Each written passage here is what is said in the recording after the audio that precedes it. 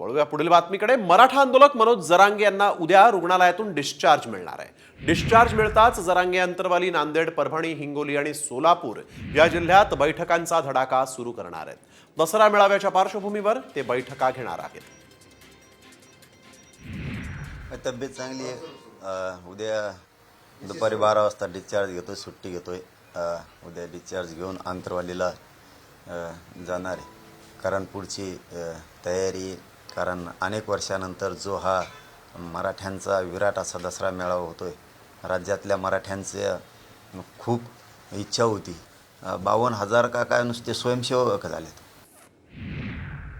वळूया पुढील बातमीकडे। विधानसभा निवडणुकीच्या तोंडावर मराठा आणि ओबीसी आरक्षणाच्या मुद्द्यावरून वातावरण चांगलंच तापलंय। जरांगेंना रसद पुरवणाऱ्या 50 उमेदवारांना पाडण्याचा इशारा ओबीसी आंदोलक लक्ष्मण हाकेंनी दिला। रोहित पवार, राजेश टोपेंसह 50 उमेदवारांची यादी तयार आहे असंही त्यांनी म्हटलंय। 50 उमेदवार कुणाला पाडायचं हे आमचं ठरलं।